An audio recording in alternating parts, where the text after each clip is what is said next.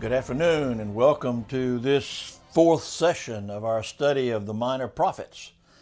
I'm looking forward to sharing the rest of these with you, and they get to be, as we mentioned in the very first introduction, they get to be almost boring because they say the same thing over and over, but we try to put a little bit of excitement in, at least by giving you information about them. What I want you to do is, more than anything else, is to understand who they are and why these books have been written.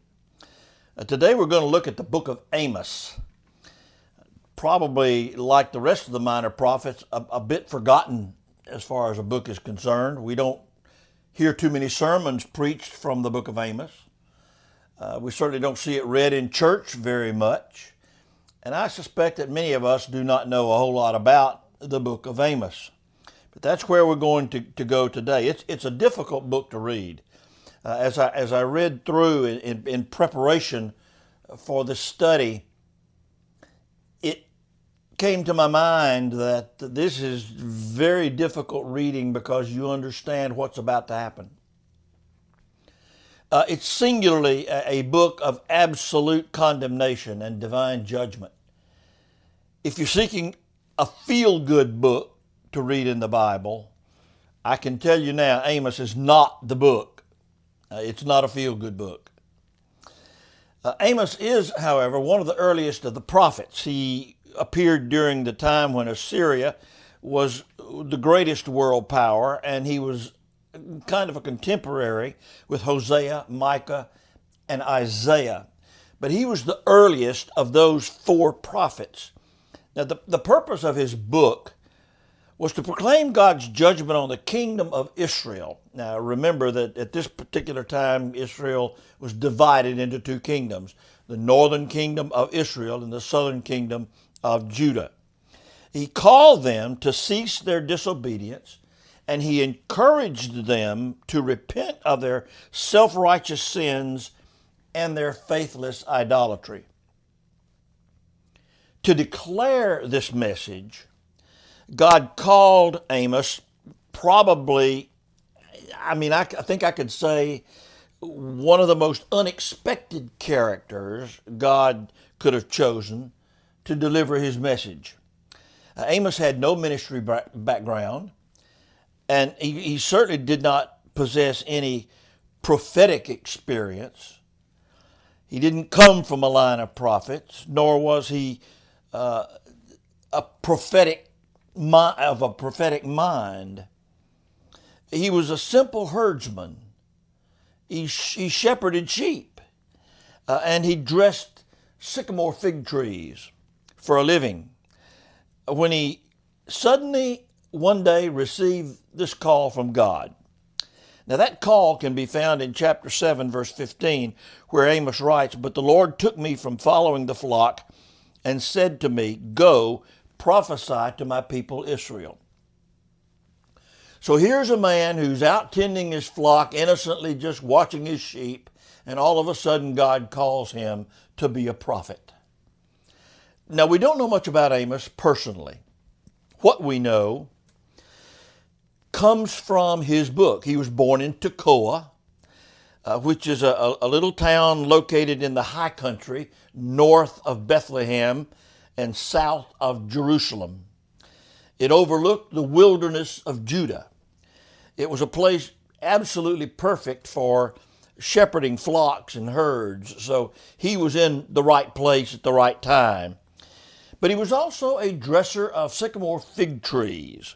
Now we know that he prophesied, or let me put it this way, we're fairly confident that he prophesied during the latter half of Jeroboam's reign and during an era when the kingdoms of Israel were divided, but it was also during an age when they were characterized by more abundant prosperity.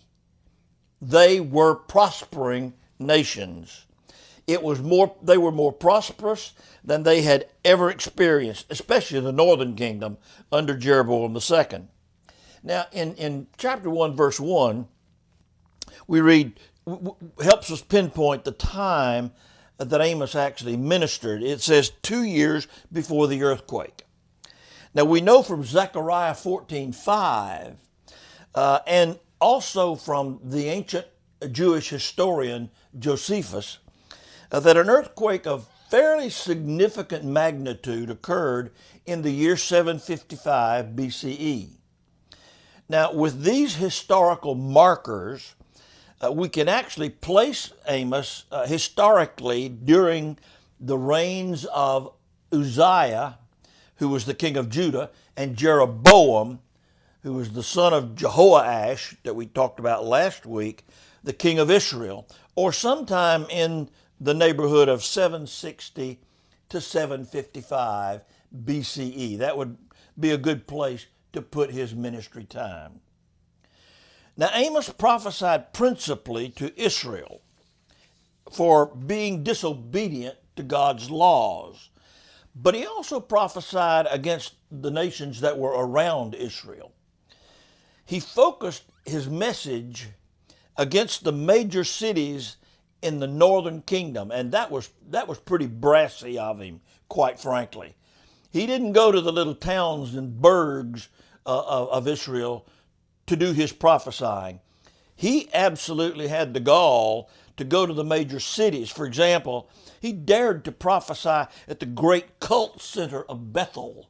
Now, Bethel was a city that had achieved a great deal of prominence for its worship of idols. It was also the place where King Jeroboam himself resided. He had a palace in Bethel.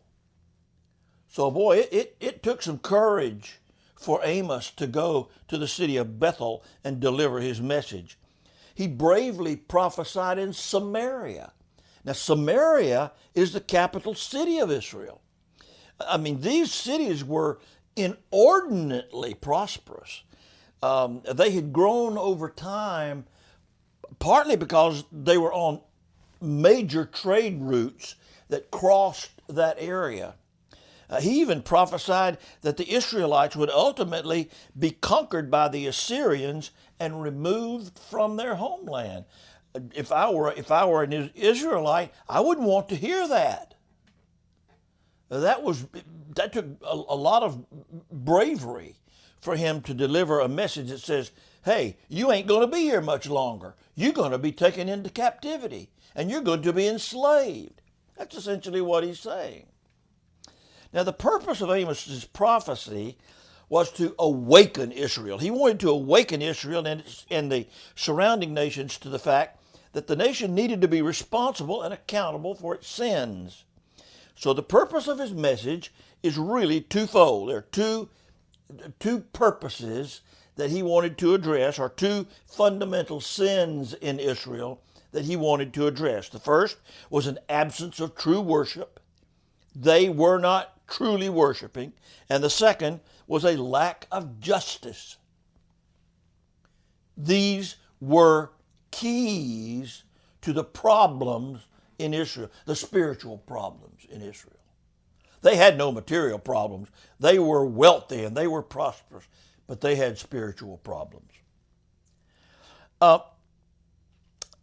In the midst of all of this unprecedented fortune that Israel had now come into, God's people were offering worship form without worship substance. Now, I want us to keep those words in mind, because in many cases, I believe that's where we are today in many churches. We do wonderfully to worship in form. The bulletin looks good. The order of service is just right. We've got it right. We're going to keep it that way. Oh, you never want to change up the order of the service. That might mess up people's minds, especially if we're trying to get to their spirit. And that's the way it was with Israel. They had the form of worship down pat, but they had no substance to their worship. They had no feel to their worship, no spirit in their worship. And God didn't like that. They were declaring Yahweh with their mouths, but they were not pursuing the Lord with their hearts. Think about that just for a moment.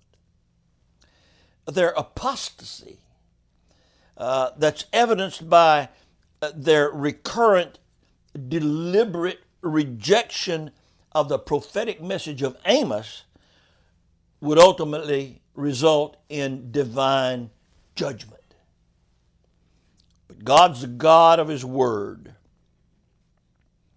And because He has established a covenant with His people, Yahweh will not abandon Israel altogether. Now, you not only need to keep that in mind here as we study Amos, or even the rest of these minor prophets, but keep that in mind since we studied Revelation, because God will not abandon Israel, but He will bring future restoration to a righteous remnant. You'll find that even here in Amos chapter 9, verses 7 through 15. He will bring restoration to a future remnant. Now, Amos is not one of the shorter books of the minor prophets, of course, but it does have an outline, and it can be outlined as follows. It has kind of an editorial introduction in the first two in chapters 1 and 2, and then it gives oracles against the nations, which also comprises a part of that. Then he gives a threefold summons to hear the word of the Lord. That's in chapters 3 through 5. Then he offers 3 woes that God issued to him in chapters 5 and 6. There are some symbolic visions in chapters 7 through 9, and then there's an epilogue in chapter 9, the last 5 verses of that chapter. Now, while we cannot take time to analyze every chapter verse by verse, we can take sort of a global look at each of the major outline points. This would, I think, be sufficient to offer a fairly good idea of the impact of Amos on the people of his day and even on us today. So let's look first at the oracles against the nation. Don't worry about the editorial part of it. We already know about that. That's just an introduction to Amos. Now, after that brief editorial introduction of Amos the man, the prophet begins to describe the offenses of the nation that shall bring judgment with the sound of a lion's roar. Does that sound familiar? Surely does. God speaks and delivers His message to Amos. He begins by condemning the residents of Damascus. These are people who had paganized the temples of Yahweh. They were selfishly placing their own welfare above that of others simply because of wealth. They wanted to gain wealth, and they would do anything, including step on the poor, to gain that wealth. They performed their rituals in form only. Oh, it was grandiose. There was wonderful pomp and circumstance as a part of their worship, but substance was lacking. Substance was lacking. They were disobedient and disrespectful to the very God who had so long blessed them. They ultimately were to be held captive because of that disobedience to God. Now, further in chapter 1, Amos foretells the fall of outlaw nations surrounding Israel, like, for example, Gaza and Tyre, as a result of their treatment of God's chosen people. He describes how Edom, for example, full of fighting spirit, full of anger, would suffer from a raging fire because of wars against their brothers. And the citadels of Ammon would be consumed by fire and wind as punishment for murdering pregnant women in Gilead. And when I think of that particular part of the story, I can't help but apply this judgment to modern day America for its continual murder of innocent young babies. Amos continues his litany of law violation by naming Moab in chapter 2 as yet another one of these outlaw neighboring nations, because it would appear that the king of Moab had the body of the Edomite king whom he had defeated. He had his body cremated, which, by the way, at that time was not necessarily an accepted practice. God, therefore, would rain fire on Moab and bring the nation to its knees. You don't do what God doesn't like. So then Amos, now that he's dealt with these rogue nations that surround Israel, he now turns his attention to Judah and Israel. For Judah's rejection of the law of Yahweh, because of Judah's faithless, idolatrous worship, and due to Judah's willingness to follow false prophets, judgment would ensue. That judgment ultimately was war with Nebuchadnezzar, the burning of Jerusalem, and then ultimately the destruction of the palace and even the temple. Those were the results of Judah's lack of willingness to follow Yahweh. But the most detailed judgment is declared against Israel.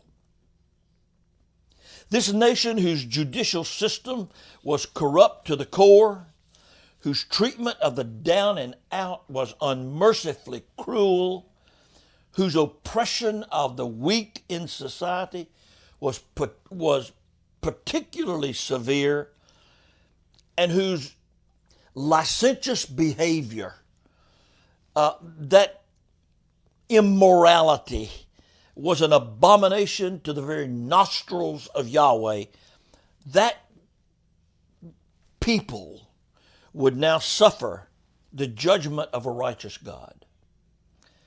As all of this lawlessness and paganism ran rampant throughout Israel, the Lord promised that he would completely destroy Israel for her transgressions. Now let's keep that in mind as we get to the end of this. Remember that restoration. God has now said he's going to destroy Israel. That was his promise. That was his word. But then there's that threefold summons to hear the word of the Lord. We read that in chapters 3 and 5. Now the first summons comes from chapter 3, verse 1, where Amos writes, "Listen to this message that the Lord has spoken against you, Israelites, against the entire clan that I brought from the land of Egypt." And then Amos declares that the children of Israel have not fulfilled their responsibilities as God's chosen people. God had a purpose for them, and they chose not to live up to that purpose. They have not learned their lesson, for they've gained wealth at the expense of the poor. They live in the luxury of their plush houses, while at the same time the poor are allowed to languish in their poverty. They were no better than the nations that really were around them, who lived with these very same excesses and looked the other way when the poor appeared. Didn't want to have anything to do with them. So as a result, Amos announces that a misfortune will come, and it will be the indisputable work of Yahweh. The altars of Bethel will be destroyed. Israel will be conquered, and Israel will be exiled. The Egyptians and the Philistines are even invited here in Amos to go to the mountains, assemble in the mountains, and witness the punishment of Israel. Stand there and enjoy every single minute of Israel's punishment. Now the second summons comes in chapter 4, verse 1. Amos writes, "Listen to this message, you cows of Bashan, who are on the hill of Samaria, women who oppress the poor and crush the needy, who say to their husbands, bring us something to drink. You see, the Israelites were living so in the lap of luxury that Amos described their lucre-loving wives as cows. Hey, you cows of Bashan. These were women who had forgotten from whence they came. They only savored the perquisites of wealth. But God saw them for who they were. No justice, no mercy, no concern for the plight of the poor. And so to please God, they, at least what they thought would be pleasing God, they polished their shrines and their altars, yet their devotion to the Lord was lacking. They even resorted to some of the most bizarre acts of immorality, abuse, fornication, and drunkenness you could ever imagine. And that especially in their places of worship. How could they? God cannot and He will not. He could not and He would not tolerate their ways. And Amos came as God's spokesman to announce the coming wrath of God.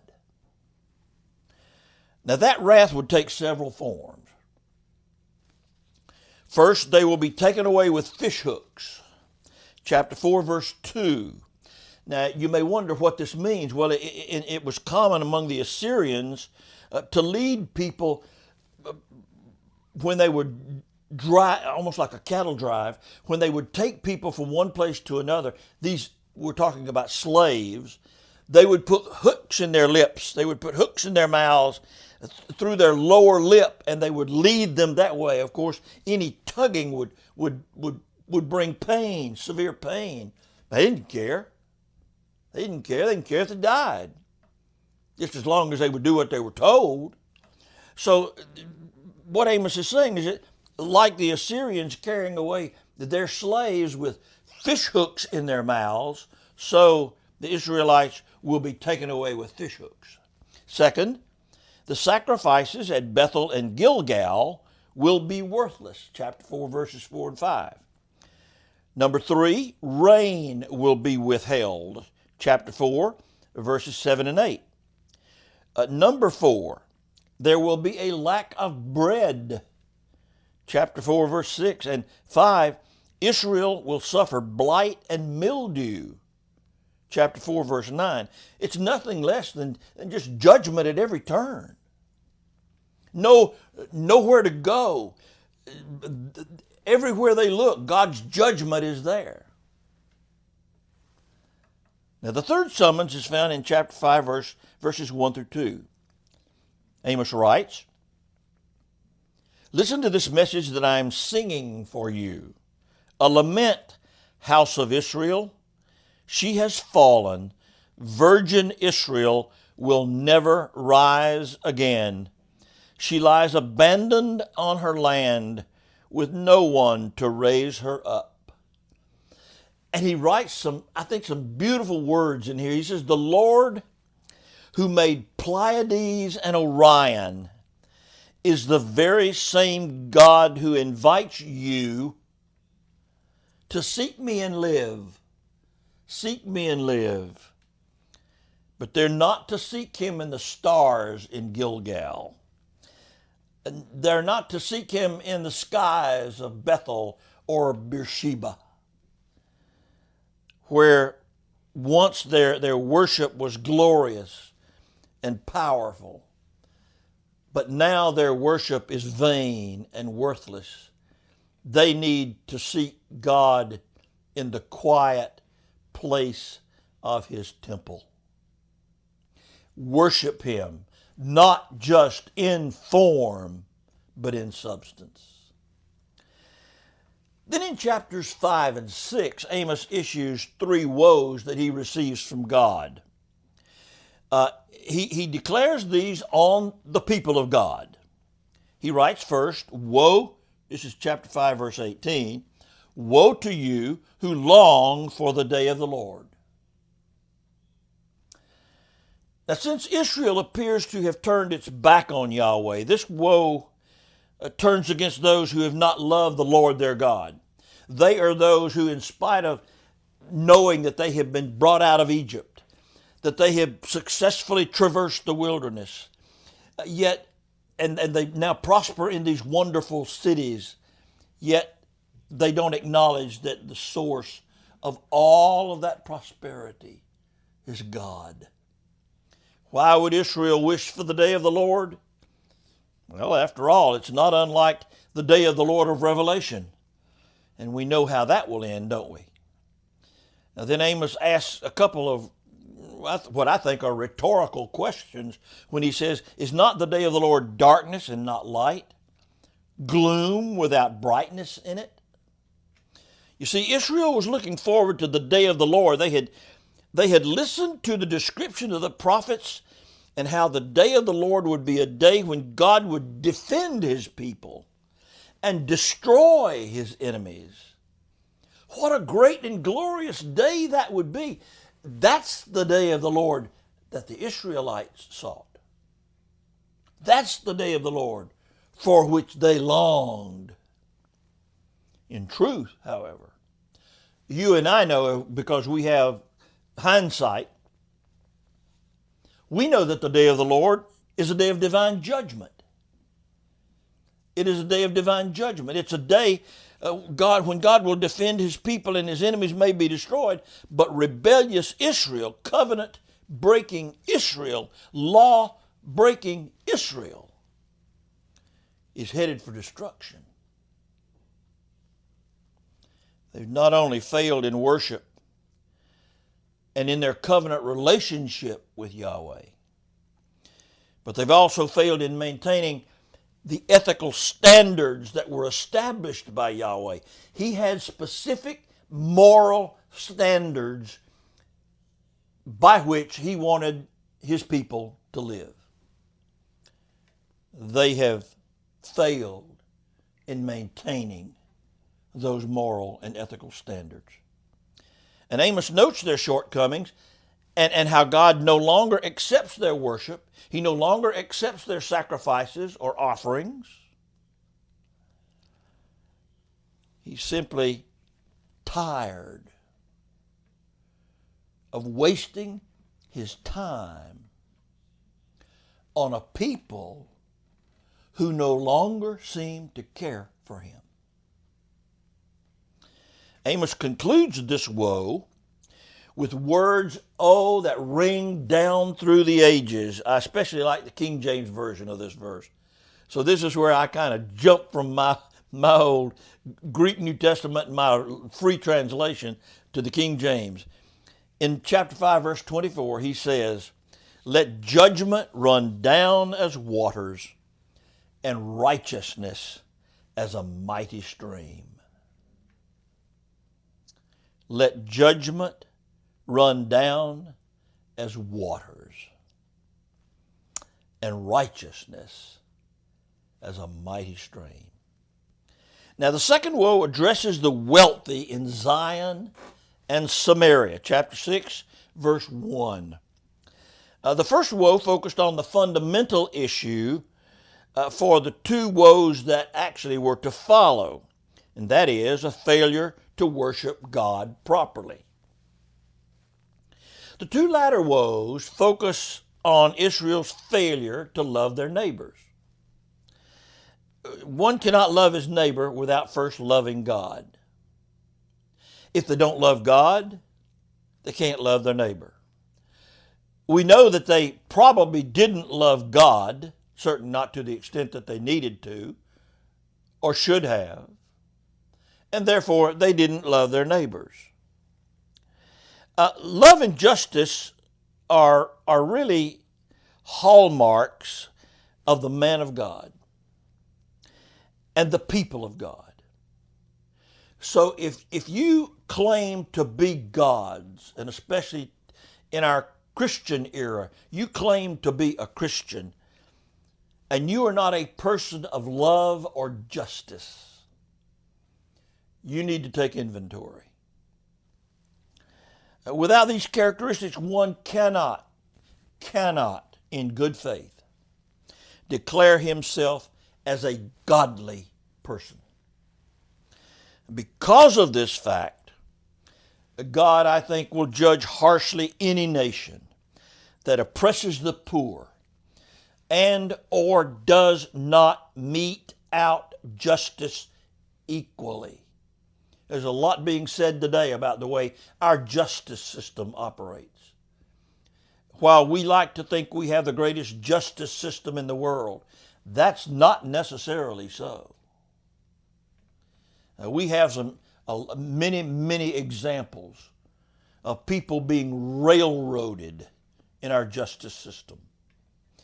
And until we as a society come to grips with that shortcoming and begin to mete out justice without regard for background, race, whatever, then God is not going to look upon us favorably. And now that being said, God, I think, will especially judge his own people. And by his own people, I mean the church. We must assure the world of our commitment to meeting social needs and administering social justice. Does that mean that we overlook the law of the land? No. I think the laws of the land are there for a reason, and they must not be violated under any condition. But we do need, when they are violated, we need to mete justice out equally. Now, the third woe continues this theme in chapter 6, verse 4. No doubt the wealthy in Israel were enjoying a life of luxury. Without regard for the needs all around them, they relished their lifestyle, never thinking about the poor. Didn't cross their minds. So wrapped up were they in their opulence and their stuff that they didn't even think of God. They were mostly concerned with satisfying their wants, and indulging their passions, and meeting their needs. So as a result of that self-centeredness, they would now become the first of those who would go into exile. We know that from chapter 6, verse 7. Now, Amos kind of concludes his book with a series of symbolic visions. This is not the ending verses, but it certainly is the ending segment. These are in chapter 7, 8, and in the first 10 verses of chapter 9. And what Amos is telling us there is that he sees a vision of locusts and a vision of fire, in both cases after first declaring, "This will not happen." The Lord turns a deaf ear to the pleas of Amos to spare Jacob, to spare Israel. But he sees this vision of locusts and fire. But the final decision is not based upon the locusts and the fire with respect to destroying Israel.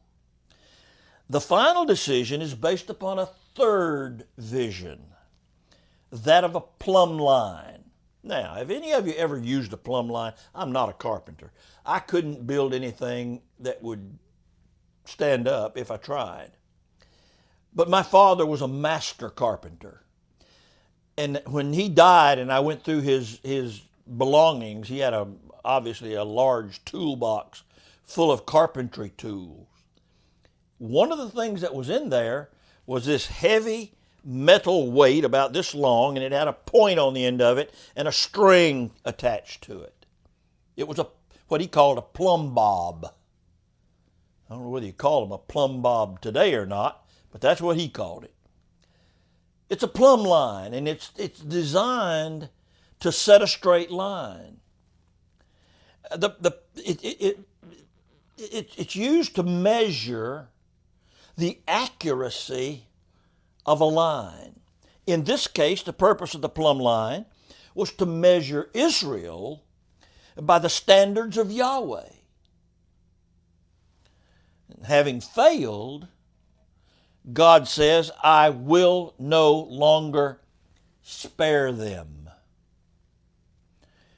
And then appears Amaziah, the priest of Bethel, who speaks to Jeroboam against Amos in an effort to try to get rid of him. We don't need this guy, king. We need to get rid of him. He needs to go away. Something needs to be done about this vagrant who seems to be out in the streets, stirring up the people. And Jeroboam wants him to leave Israel and flee to Judah, where he can deliver his prophecies to somebody else, not in my backyard. But Amos refuses, not going to go anywhere, saying, I'm just a mere sheep herder. I'm just a simple keeper of the sycamore fig trees. But brave Amos delivers that decree of God anyway. He informs Jeroboam words that Jeroboam would never want to hear. He informs Jeroboam that his wife would become a harlot on the streets of Bethel, and his sons and daughters would meet their deaths by the sword. Someone would slay them. He even dared to tell Jeroboam that he would die not on his own home soil, but on pagan soil, out there somewhere, in a defiled land. Needless to say, Jeroboam was not a happy camper. But Amos had delivered the message. And then Amos had a fourth vision. He had 5 altogether, but then he had a fourth vision here. This vision is that of summer fruit. It's a symbol of the end that has finally come upon Israel. The time for summer fruit, as we all know, is quite short. I don't know about you, but I love when the summertime comes. It's the only time, especially in the early part of the summer, it's even shorter, when I can get Vidalia onions. And I love sweet Vidalia onions. If you've never had an onion sandwich made with a Vidalia onion, ooh, you don't know what it's like. Peaches. I love peaches. But the time for peaches is this late spring and summer, and it's short. Those times are quite short. So by him having this vision of summer fruit, he's picturing a graphic illustration of the short lifespan of the northern kingdom of Israel. We know that it eventually went away. Their dishonesty and their mistreatment of the poor have finally now caught up with them. So Amos prophesies that the sky will be darkened, feasts will be turned to mourning, and famine shall encompass the land. Not words anybody wants to hear. But then, Amos has yet a 5th vision, a final vision, similar to the previous 2 visions. This one pictures the complete destruction of an adulterated sanctuary in the northern kingdom of Israel, likely at Bethel. You will find references to this in chapter 3, verse 14, chapter 4, verse 4, chapter 5, verses 5 and 6, chapter 7, verse 10, and verse 13. The basic message of this particular vision is that none of those who flee will get away. Nobody will get away. None of the fugitives will escape. Just look at chapter 9, verse 1. As with all prophets, there were those who would not accept the words of Amos. They did not believe that God's judgment would come on their people. We are God's people. We are God's chosen people.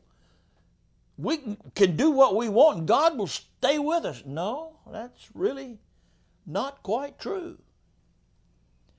My, how they were about to get a wake-up call. Wake-up call of all wake-up calls.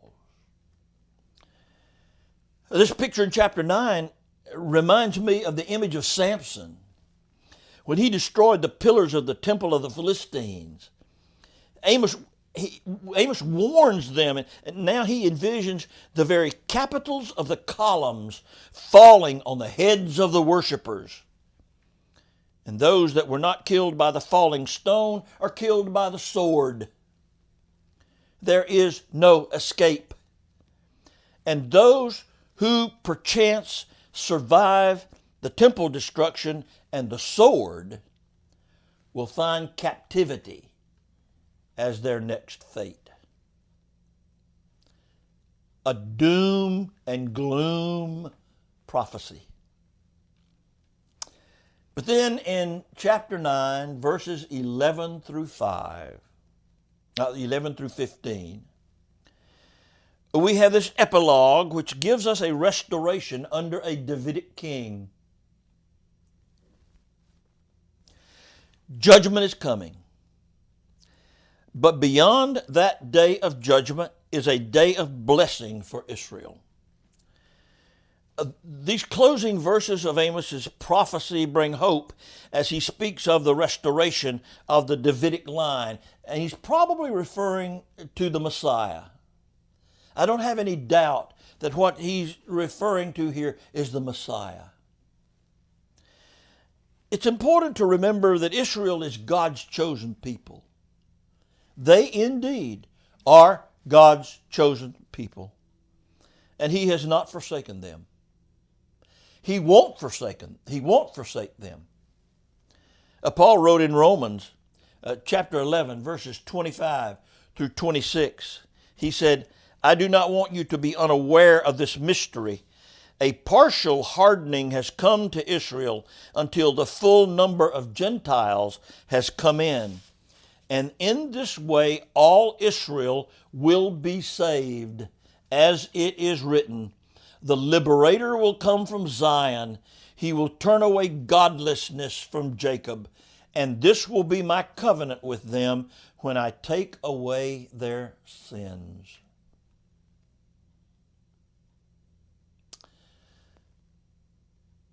Throughout the prophecy of Amos, it's easy to see his constant but unshakable message that God sees Israel's greatest sin and ours as well, and they will not go unpunished. Rather, the righteousness of God as declared in his word will ultimately triumph. Israel was judged because of its economic injustice, because of its national idolatry. Not only Israel, but also the nations as well need to pay heed. We today need to pay heed. God's relationship with Israel was, I think, a witness to God's intent for the entire creation.